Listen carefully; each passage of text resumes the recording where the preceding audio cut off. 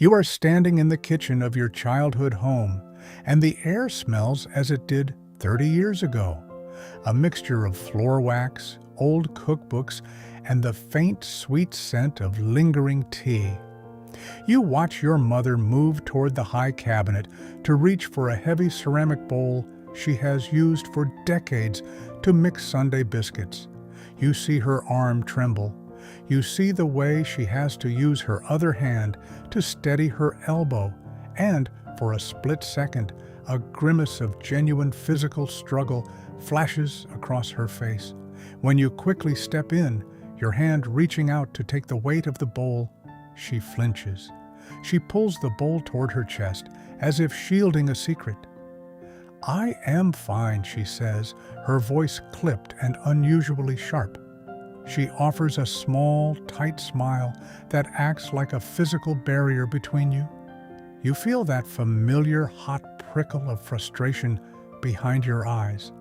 It feels like she is being needlessly difficult. It feels like she is choosing her pride over her safety, and in doing so, she is making your job as a caring child impossible. You walk away feeling a strange mixture of resentment and helplessness, wondering why she would rather risk a fall or a broken bone than simply let you help. It feels like a rejection of your love. It feels like she doesn't trust you to see her at her worst. It is not something you did.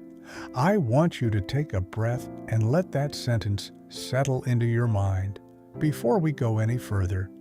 Their refusal to tell you the truth is not a reflection of your relationship, and it is not a sign that you have been an inattentive or poor son or daughter. This wall of silence they have built is not designed to keep you out. It is designed to keep their sense of self in. When your aging parent looks you in the eye and tells you they are fine while their world is visibly shrinking, they are not talking about their physical health. We often mistake these three words for a medical report, but in reality, they are a survival strategy. To you, fine is a lie that creates danger. To them, fine is a fortress that preserves their humanity. We have to understand that for a person who has spent 60 or 70 years being the one who solves the problems, admitting that a problem exists is a form of internal collapse. You are looking for honesty so you can provide a solution, but they are looking for a way to remain the person you have always known. Think about the specific behaviors you have been witnessing lately. Maybe it is the stack of mail sitting unopened on the entryway table because the fine print has become a blur they can no longer navigate. Maybe it is the way they have stopped answering the phone because their hearing is failing and they are tired of asking people to repeat themselves. Perhaps it is the car parked in the driveway with a new, unexplained dent on the bumper that they refuse to discuss. To you, these are red flags. They are signals that it is time to intervene, to hire help, or to look into assisted living. But when you bring it up, you are met with a brick wall. This is the first layer of the code. We have been misreading these signs as cognitive decline or stubbornness, but they are signals of high-stakes negotiation. Your parents are negotiating for the right to remain an adult in a world that is increasingly treating them like a child. This behavior is rooted in a specific generational architecture that we often fail to recognize. Your parents belong to an era where emotional transparency was not a tool for connection, but a sign of deep instability.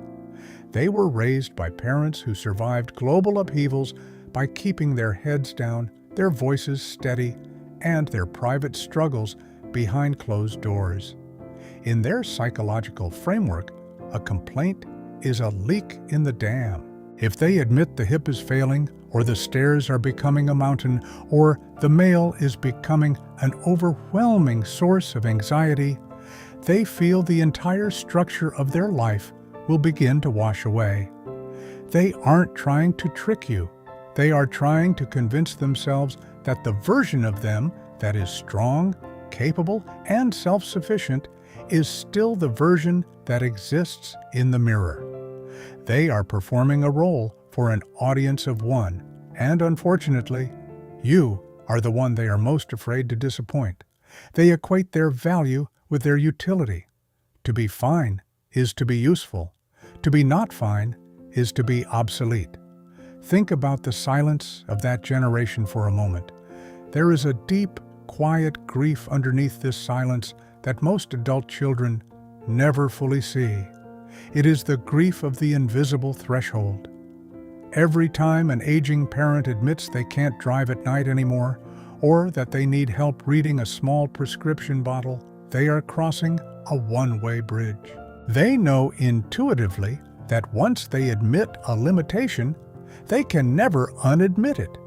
In their minds, honesty is the beginning of the end of their autonomy. The cost is their sense of self. They are mourning the person who could do it all, and your offer of assistance is a painful, constant reminder that that person is fading. We have to realize that when we try to fix their problems with logic and efficiency, we are sometimes accidentally poking at their wounds. To them, the fix feels like an eviction notice from their own identity. Think about the childhood home. To you, it is a place with too many stairs and a drafty hallway that needs a professional contractor. To them, that house is the museum of their competence. Every room holds the memory of a time when they were the masters of their domain. Every heavy piece of furniture is a testament to the strength they once had. When you suggest moving to a smaller, safer apartment, you aren't just making a practical suggestion. You are asking them to close the museum and admit that the person who built it no longer exists. They are grieving their past self while trying to survive their current self, and the word fine is the only thing keeping the grief at bay. There is also a fascinating neurological reason for this denial that has nothing to do with their personality. Research in geriatric psychology suggests a phenomenon called the positivity effect. As the human brain ages, it begins to prioritize emotional regulation and positive internal states over the acquisition of new, potentially stressful information. The amygdala, which processes emotional reactions, often shows less activity in response to negative stimuli in older adults compared to younger people. This means your parents might genuinely not be seeing the severity of their situation in the same way you are. Their brain is working overtime to filter out the threat of their own decline to maintain a sense of peace. When you challenge their "I'm fine" with cold, hard facts, you are bypassing this natural defense system. This is why they often react with such intense defensiveness or even irrational anger. You are forcing them to look at a reality their brain is biologically trying to protect them from. This isn't a choice they are making to be stubborn. It is a neurological survival tactic to maintain emotional equilibrium in the face of the inevitable. Furthermore, the autonomy-security paradox tells us that while their need for security increases as they age, their need for autonomy remains just as strong as it was in their youth. When you offer help, you are providing security, but you are inadvertently threatening their autonomy. For your parents, the trade-off often feels too expensive. They would rather be slightly less safe and significantly more in control of their own narrative. They are choosing the risk of a fall over the certainty of being managed. This leads us to the deepest and most unexpected layer of all, the total loss of the protector identity. This is the core of their resistance.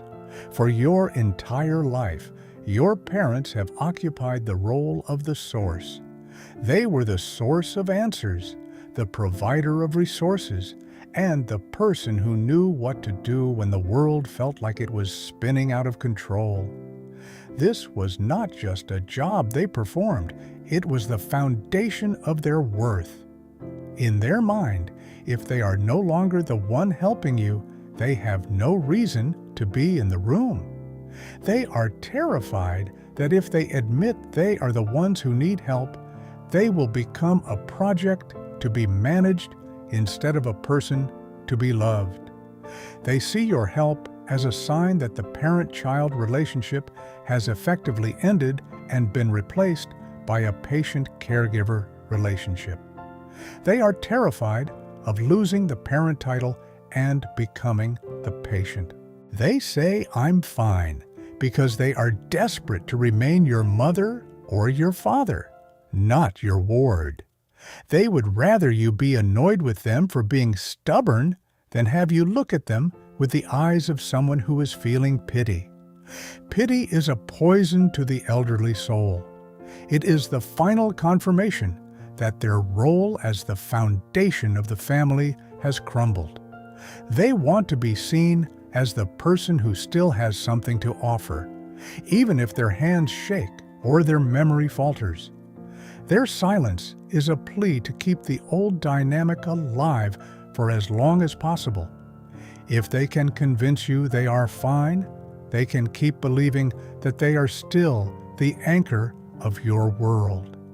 They are fighting for the privilege of being the one you turn to, not the one you have to check on.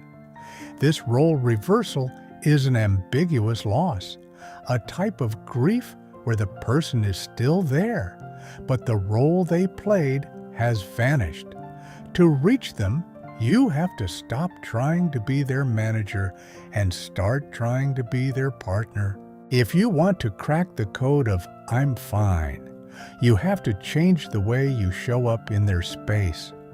You have to prove to them that their value in your life is not tied to their ability to be perfect or strong. You have to show them that you still need their perspective, even if they can no longer lift the heavy boxes. We have to stop making every conversation about their decline and start making them about their presence. Be honest with yourself about the last time you called them just to ask for their opinion on something that mattered to you. If every interaction has become a checklist of medications and doctor appointments, you have unknowingly confirmed their greatest fear, that they are now just a set of problems to be solved. You must rebuild the bridge of their utility. Within the next 24 hours, I want you to perform a very specific, quiet task. Call your parents on a quiet afternoon, perhaps a Tuesday, at 3 p.m. when the house is still and the routine of the day has settled. Do not ask them how they are feeling. Do not ask about the doctor or the weather or the news. Instead, bring them a real, human problem from your own life. Ask them how they handled a difficult colleague 30 years ago, or ask for their secret to getting the garden to bloom when the soil is dry. When you do this, you are handing them their old identity back for 15 minutes. When a parent feels needed for their mind and their experience, they feel safe. When they feel safe, the wall of "I am fine" starts to thin. We often think we have an infinite supply of these quiet afternoons, but the reality of aging is that it happens in the blink of an eye. By learning to hear what they aren't saying, you are giving them the most loving gift an adult child can offer: the permission to be human without being ashamed. If this perspective helped you see your parents in a new light, please consider subscribing to the channel and sharing this with another adult child who is trying to find their way back to their parents.